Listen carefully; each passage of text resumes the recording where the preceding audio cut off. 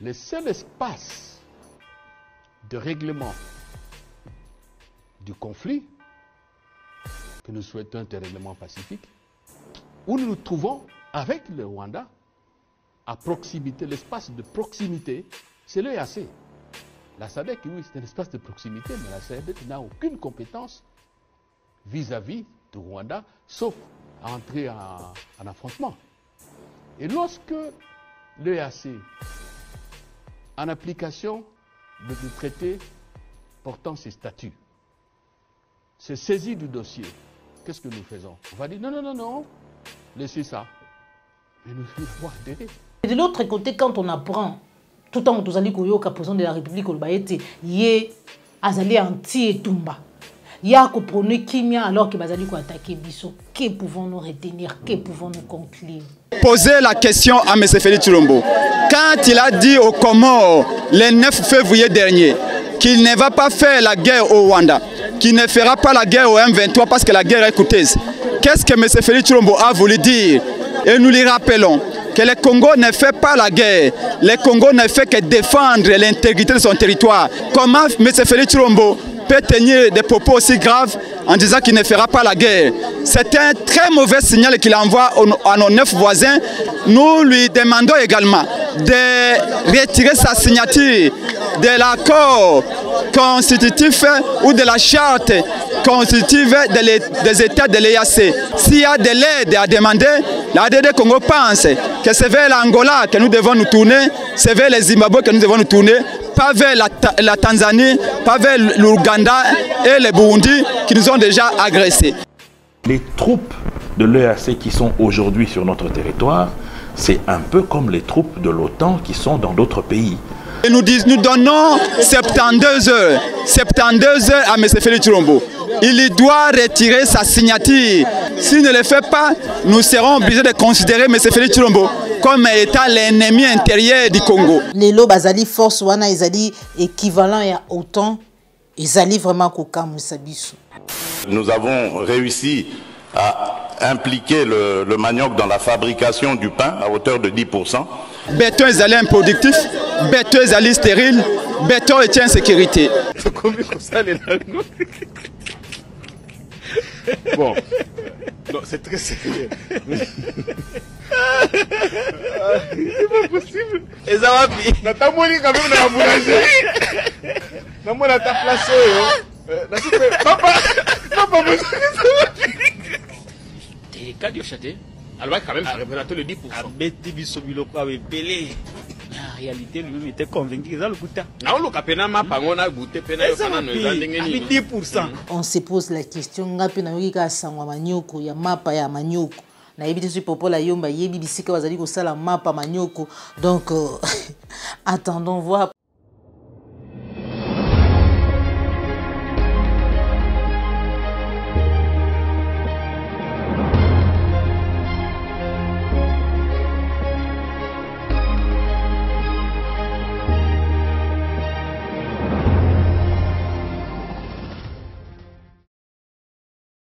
Bande Kobalandi ya Plus Clair Télévision, la chaîne de vérité. Mbote la bino ipaignon sur les oami bino. Bozali belé. Baye bozu libakou ya kolanda encore une fois de plus. Plus Clair Télévision, la chaîne de vérité. Merci parce que bozali wana. Merci na confiance bozali ko renouveler chaque jour na kati ya la chaîne de vérité. Bo continuer ko s'abonner massivement. Le lenge ya kolanda biso na ngonganyo so tozali ko partager le ngona bino mai mazali ko leka na kati ya mboka na biso République démocratique du Congo. Bo s'abonner massivement. Le ligne ya soutenir biso na musala o tozali na yango ya ko informer bino à temps réel dans la vérité.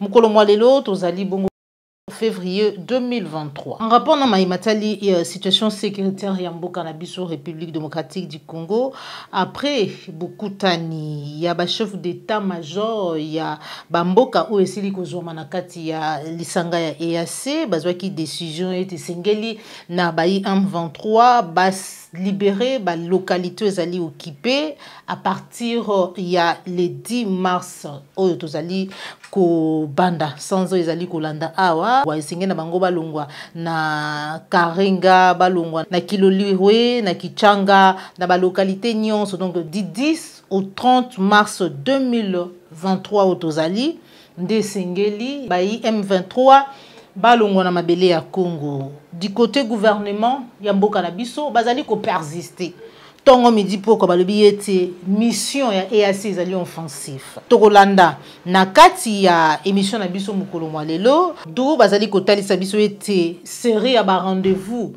et ko continuer semaine prochaine na Addis Abeba lipai wapi Félix Tshisekedi Kagame, Uhuru Kenyatta, Joao Lorenzo, Ndayishimiye, sans oublier Ruto, Bakokutana, pour toujours que de solo la maïmatali situation sécuritaire ya mboka na biso République démocratique du Congo. Selon Lutundu Lapala, ou azali bongo ministre ya affaires étrangères, azali koloba ete le seul espace de règlement du conflit où nous nous trouvons na Rwanda ezali bongo kaka EAC SADC azali na pouvoir mon côté azali na compétence mon côté vis-à-vis na Rwanda alobi ete nous ne serons pas à la base de la rupture.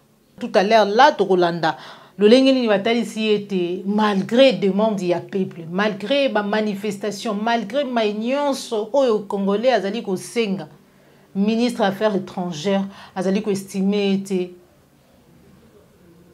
il est très important, vital, capital, que tous à la carte ya EAC.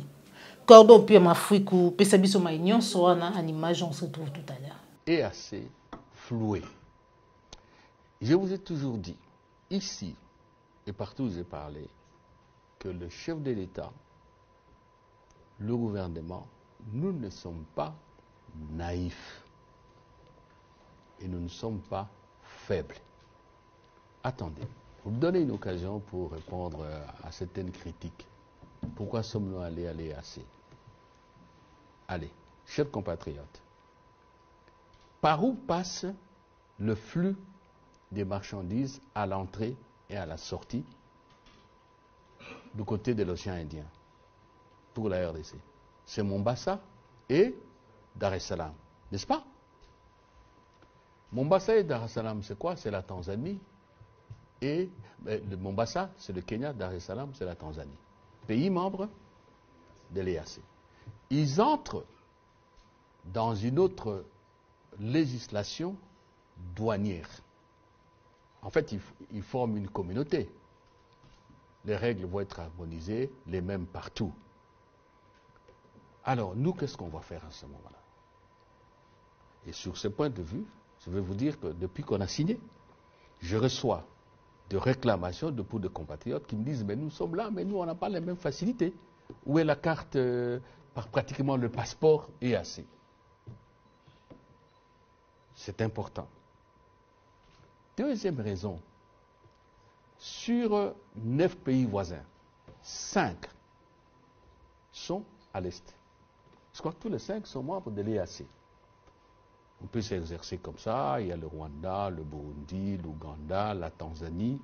Non, on n'a pas de frontière avec les Kenyans. Non, on n'a pas de frontière. Mais de toutes les façons, vous avez déjà... Oui, le Sud-Soudan. Le Soudan du Sud. Ça fait 5. Ce n'est pas un faux de hasard. La politique des États se trouve aussi dans leur géographie. Alors, la frontière la plus longue du pays, c'est à l'est.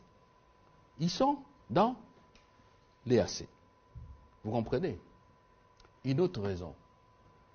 Parce que on parle de la sous-traitance, de notre sécurité. Chacun y va de son petit commentaire et de sa petite analyse, de son petit génie en politique étrangère. Tant mieux, c'est bien, parce qu'il y a beaucoup d'idées. À partir du moment où nous acceptons, où nous disons que dans cette affaire, les centres, les maîtres de tout, c'est le Rwanda. Ok? Nous n'avons pas la compétence de parler avec le Rwanda, de convoquer le Rwanda. Les seules communautés où nous nous retrouvons avec le Rwanda, commençons par le commencement, c'est l'Union africaine, la CIRGL et l'EAC. Même si on peut parler de l'Ouganda, c'est l'EAC. Évidemment, il y a les Nations Unies. Mais, à l'EAC où nous sommes, il y a des articles du traité créant l'EAC qui sont consacrés au règlement de conflits. OK? À partir du moment où nous adhérons, ces instruments juridiques sont là, ils sont en vigueur. Donc, le seul espace de règlement du conflit que nous souhaitons un règlement pacifique, où nous nous trouvons avec le Rwanda à proximité, l'espace de proximité, c'est l'EAC. C'est l'EAC. La SADC, oui, c'est un espace de proximité, mais la SADC n'a aucune compétence vis-à-vis du Rwanda, sauf à entrer en affrontement. Alors, dans ces conditions-là, ça sont ce que nous voulons. Si c'est un conflit qui vient de l'extérieur, il faut traiter ces conflits aussi avec les instruments qui viennent de l'extérieur. Et lorsque l'EAC, en application de traités portant ses statuts, se saisit du dossier, qu'est-ce que nous faisons? On va dire non, non, non, non, laissez ça. Mais nous avons adhéré. Vous comprenez? Alors maintenant, il reste la gestion. Il est clair que nous ne sommes pas naïfs. Il est clair que les ratés ne manquent pas. Parce qu'il ne faut pas oublier que toute force internationale contient en elle-même des faiblesses. Des faiblesses financières qui financent quoi? Mais plus important, des faiblesses de commandement. Parce que la force internationale, elle est multinationale. Chaque groupe ou chaque catégorie de troupes, des États contributeurs, gardent le mot à dire sur leurs troupes. Vous comprenez? Vous pouvez vérifier ça partout. Je ne suis pas spécialiste des questions militaires, mais ça saute à l'œil nu. Et donc, il peut y avoir des dysfonctionnements, des faiblesses. C'est pour cela que dans le communiqué de Bujumbura et même dans notre communiqué, nous avons parlé de pesanteurs. Tout à fait. Oui, qui si vous voulez, qui chargent, qui neutralisent comment dirais-je, la force régionale. De ce point de vue, disons les choses clairement, il y a quand même un arrière-goût de déception. Mais nous prendrons toujours les responsabilités. On l'a dit. Nous allons exploiter toutes les voies. En tout cas, nous ne serons pas à la base de la rupture de confiance. Soyez certains. C'est pour ça que je vous ai dit que nous n'envisageons pas la perspective d'une fin catastrophique. Bon, il faut des ajustements, on en a parlé. Bon, les militaires ont proposé, nous allons continuer à travailler. Et donc, effectivement, il y a des problèmes et il faut des ajustements. Mais encore une fois, nous n'allons pas nous laisser faire. Bandeko Balandi, na banza été lobby, ba balanda ki maman Joël Kombe. Na lobela ki répartition. Il y a l'armée étrangère, il y a ma belé na biso, il y a ma localité na biso na Nord Kivu. Armée burundaise, ekozwa Sake, ekozwa Kilolirwe, Pekichanga. Armée sud-soudanaise. Na ya Kenya, bakozwa Rumangabo, bisika wapi bako banda ko contrôler sans mapinga ya FARDC. Kenya bakozwa Kibumba, Tongo, Mbwiza, Pekishishi. Armée ougandaise, bango bakozwa Bunagana, Kiwanja pe Mabenga. Déjà, répartition et salami, bipai wapi mapinga wana nde bakozala ko contrôler ba localité wana sans présence ya FARDC, sans présence ya toba gouvernement congolais na cadre ya EAC. Plusieurs fois tolanda ba déclaration ya mwana Museveni ou azali moko ya bakambi ya mapinga ya Uganda face na maunion azali kolekana entre biso na Rwanda. Non seulement na wana, y compris Uganda, parce que Uganda pe azali épargné, azali complice na maibazali kokomi la biso. Mais kasi to la dit ministre alobi ete ici kaka moko toki ko fanda poto régler ba problème na biso conflit na biso na ba M23 ezali kaka na kati ya EAC SADC azali na compétence azali na ba disposition azali na makoki te. Le ministre a d'ailleurs aussi fait savoir que ba disposition ezali na kati ya EAC wana bipai wapi et pesa melinzela na République démocratique du Congo ko sala bitumba to pe ko attaquer Rwanda o azali ko agresser biso. Mais de l'autre côté, quand on apprend tout le temps que nous avons président de la République, yé azali anti-etumba.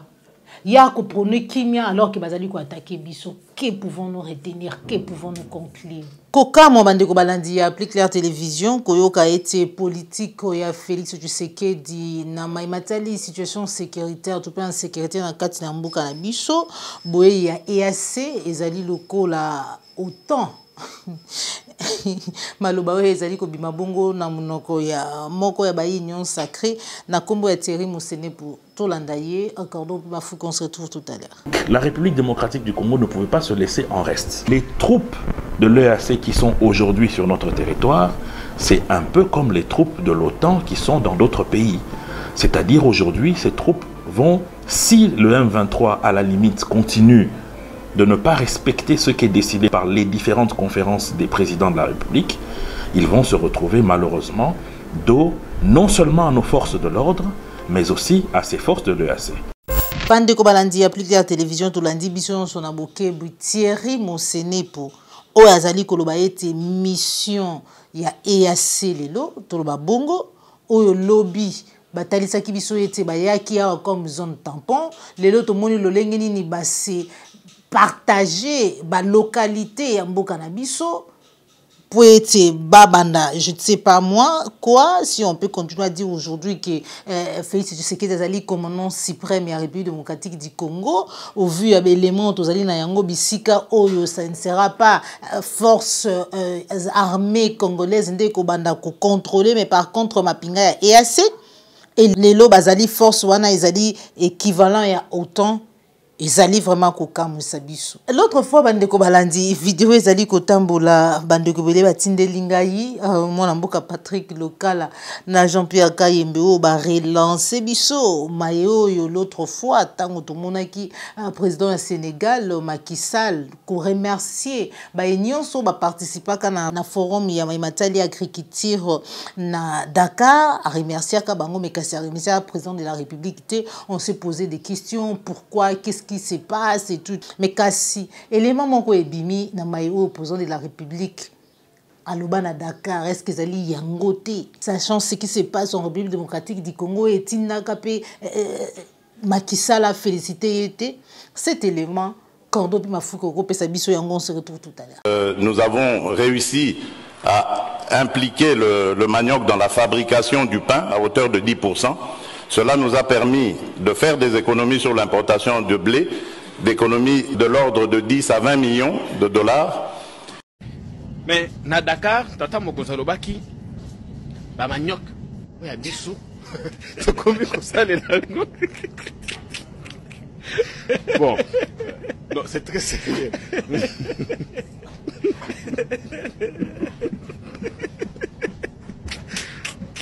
Aïe, Patrick Lokala. Je crois que il faut pas que tu viennes souvent dans l'émission parce que c'est que ça ramène. Je perds un peu de pédale. Alors, qui m'a dit c'est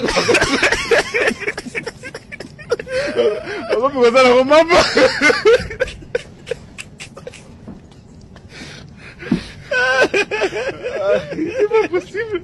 Faut couper ça. Faut couper ça.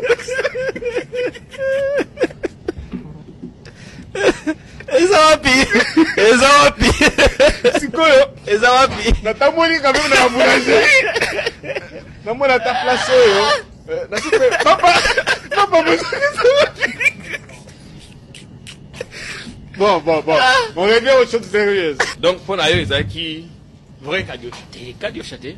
Alors, quand même, ça représente le 10%. Abeti bisobiloko abepele.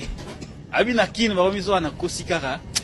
Ba mana bango ko timbela na ba réseaux sociaux yo ba kosala ba enquête ti ba yo prouver que notre président Kosaki. Comme naza loin, bato pe balingi ma ba forum ya ba manyoko zera na beta bor. Na beti borwana. Mais en réalité, lui-même était convaincu que ça le coûta. Na on le capena ma pango na goûter pena yo kana no ezandenge ni. 10%. Hein?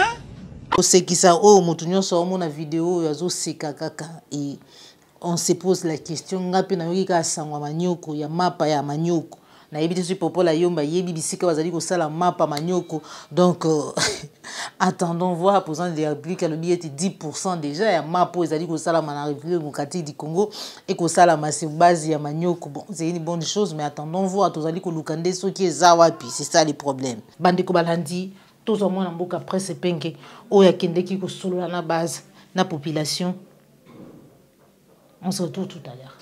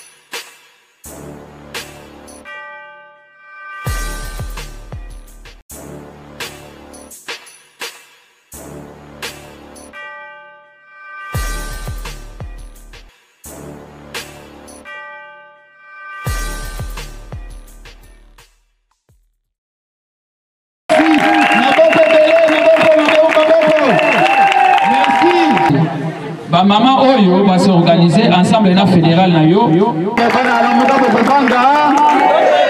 Bana Fayoulou bebanga. Est-ce que le Kouta est colonga vérité? Le Kouta est colonga vérité? Vérité à l'aube, vérité à liberté. Baïba du pouvoir. Bakanisi ba okenenango na lola. Est-ce que ba resti pouvoir ango? Est-ce que va possible nos colia? Va possible nos courant?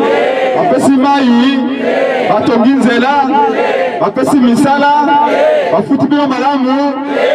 Pour nous connaître ça été Nzambe soba pesi moninga kuza na jalousie na 2018 Nzambe pesa ki pouvoir na Fayoulou ya liberté bobete la Yesu makuma boto. Merci beaucoup Bobanda pa bilenge bandeko ya commune ya Kimbanseke melesi na bino banso. Normalement moto ane sengo awa kulikanga ya alite oyebete yango naya esika oboye tuzaki na réunion na président élu Martin Fayoulou mokolo malo nayebisi ete na kokenda na Tchango précisément na commune ya Kimbanseke na avenue Sudi ayebsinga ya lobi soko komi omoni bango mbuzu na mbuzu peselanga bango mbote mingi. Boye baete ndenge tozali boye tozali en direct mokonzi ya mboka ya solo Martin Fayoulou akolanda en direct ndenge boza wana États-Unis ekolanda bino en direct na Nord Kivu, Sud Kivu, Maniema, Katanga, province orientale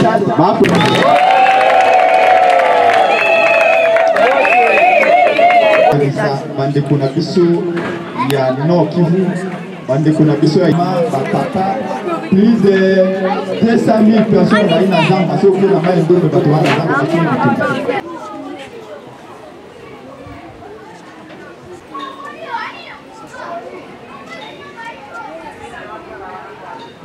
Solo Martin Fayoulou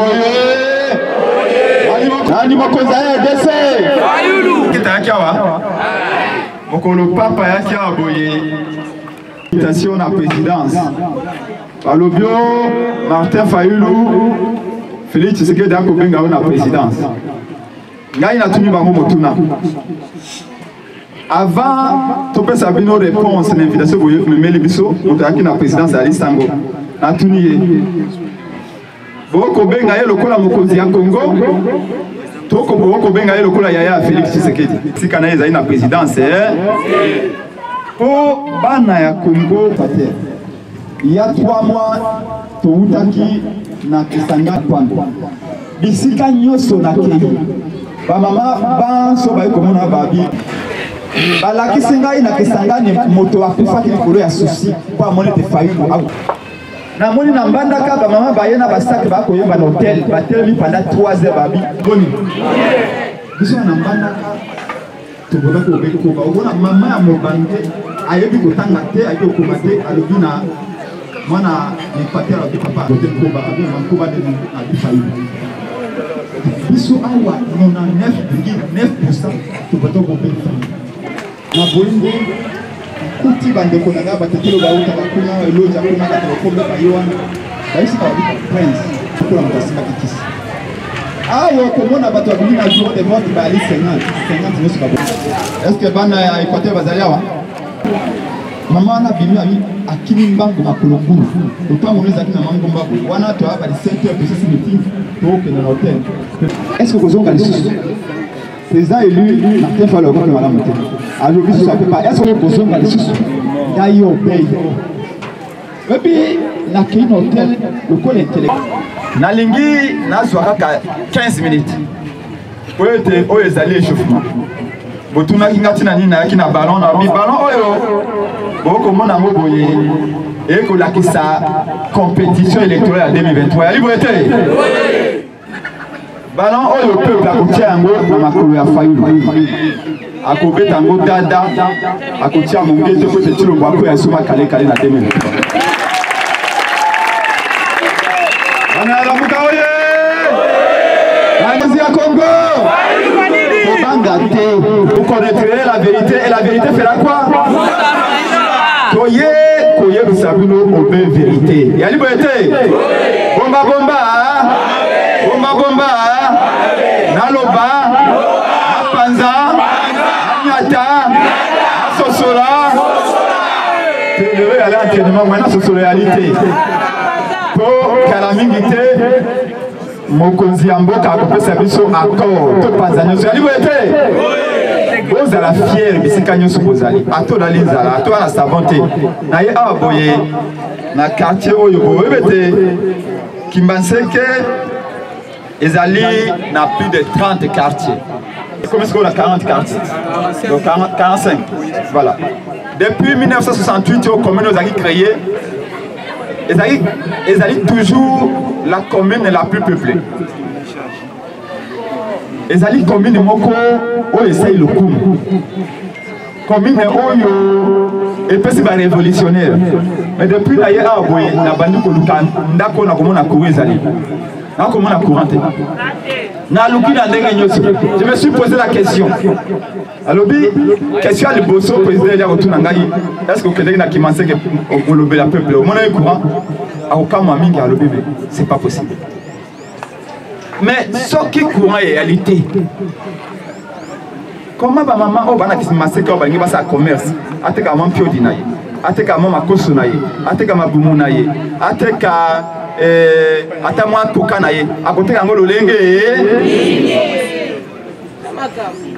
mais maman na oki maman moka lobi awo benga maman moko boye maman sociale maman tika ko benga maman sociale benga ye maman moyibi aibi falanga l'état yo ko benga ye maman sociale véritable maman sociale ndebino yali boyete boyete soki kuwa ezali na quartier oyo maman soko boti mwana yo okopesa ye Congo olive lembete ko ngai na motetela olimbisa ngai e pa na mso batetela za polele yali boyete ngai soki na boti mwana nakopesa ye komba maman na ngai tanga nkoi pe asonam nzaba sa benga ye nakopesa ye kombo ya papa na ngai we makoko to nakoloba ete lokola Martin Fayulu azali lokola papa oyo pa bokolinga na kopesa ye ndoyi yali boyete bapesa moto ndoyi mutu oyo mesani na ye oyo olingi ye yali boyete ayebi te bangala bazali awa batetela bayali awa baswahili bayali awa baluba bayali awa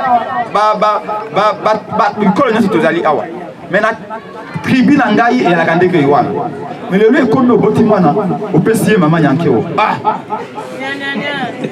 mpo na kaka ye ayoka sango ayakopesa mbongo obana hôpital est ce que c'est normal mama boyebaka ete babotoli biso kibomoto na biso babotoli biso dignité na biso moto moko alobaki moto anganga mayele na Rome un dictateur alobaki boye abiso ko olingi mpe plateau sayo boma ye nzala abi mpo moto ana nzala ataka likolo te ataka gobe na se amona 500 francs asala nini bapesa ye savant asala nini bapesa ye lipa asala nini meme moto okobenga vendre te patron te honorable te okomi obenga honorable mpona nini po pauvreté eleki moto oyo meme yo okoki kofukamela ye te okomi kobenga ye mama sociale papa sociale oyo matembe ya nsima ndako koma ça et président eli alobaki na ngai prince allez dire la vérité bana ya Fayulu baflataka bato parce que soki lobi tokoya kochange mboka o esengeli tochange yango na vérité esengeli chaque congolais azali sika oyo azwa kanda parce que oyo tokomona lelo ezali normal comment mboka oyo toana 100 000 mégawatts ya potentialité c'est-à-dire que tokopesa courant na biso tokopesa tous les pays africains. Mais commune à ce qui m'a dit que Bolobia a 45 quartiers. Créé depuis 1960. Parce que ça n'est pas sa qualité. Ça n'est pas sa indépendance. Pour le temps de la libre salaire. La liberté. Quand c'est que nous avons dit qu'il fallait la salaire. Et pas à vous dire qu'il fallait la salir. Ceux qui ont vu nous salir, il fallait la salir. Même un fois, il faut être dans la caisse. Donc, on a une expérience professionnelle. Vous avez le coup à Bango, ou même la boulangerie à Salaté. Kata yango, après c'est Salango. Alors, le bateau, Félix Azaki a raison. Changement à solo, et il a été à la Martin Fayoum. La montagne est plus pas matin. Pour que ça ait une bonne idée d'ici 2023. Et je suis convaincu qu'après. Donc, Libali Bazali organisé, les jeunes ADD Congo, le projet de Touzan Ango pour la jeune. Pour que ce monde de la niveau, maman me tout va en découvrir, maman n'a pas adhéré. Le métier du ballon m'a beaucoup. Ton Anzela, béton est improductif, béton est stérile, béton est en sécurité. Et dans cette opération, nous avons profité avec des centaines de gens qui étaient venus aujourd'hui, les membres d'ADD Congo et de ceux qui sont venus adhérer, les membres de la Mouka, pour poser la question à M. Félix Tshilombo. Quand il a dit au Comores le 9 février dernier qu'il ne va pas faire la guerre au Rwanda, qu'il ne fera pas la guerre au M23 parce que la guerre est coûteuse, qu'est-ce que M. Félix Tshilombo a voulu dire? Il doit savoir, et nous lui rappelons, que le Congo ne fait pas la guerre. Le Congo ne fait que défendre l'intégrité de son territoire. L'armée congolaise ne fait que défendre ses enfants. Comment M. Félix Tshilombo peut tenir des propos aussi graves en disant qu'il ne fera pas la guerre? C'est un très mauvais signal qu'il envoie à nos 9 voisins, dont 4 ont toujours des velléités, des expansionnistes. Et ces gens-là ont entendu le message de M. Félix Tshilombo. Nous lui demandons également, à l'occasion de cette grande matinée politique de la DD Congo, de retirer sa signature de l'accord constitutif ou de la charte constitutive des États de l'EAC. Le Congo a vocation à rayonner au sein de la SADC, au sein de la CIRGL. S'il y a de l'aide à demander, la DD Congo pense que c'est vers l'Angola que nous devons nous tourner, c'est vers le Zimbabwe que nous devons nous tourner, pas vers la Tanzanie, pas vers l'Ouganda et le Burundi qui nous ont déjà agressés. Et nous donnons 72 heures à M. Félix Tshilombo. Il doit retirer sa signature de l'accord de l'EAC. S'il ne le fait pas, nous serons obligés de considérer M. Félix Tshilombo comme étant l'ennemi intérieur du Congo. Nous exigeons le retrait plutôt du Congo de ces accords-là. Donc, Tosengi, la matinée politique au ADD Congo, na commune à Kimanseke, pour mobiliser la population. Bas s'enrôler massivement. Mais aussi, pour continuer l'opération 2023 Congolais, Longola, béton, Nanzela, béton est improductif, béton est stérile, béton et même insécurité Namboka.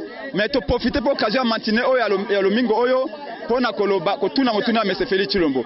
Tolandie malamu na kati ya mboka Comores alobi ete ye akobundisa Rwanda te, akosala guerre contre M23 te parce que guerre ezali coûteuse.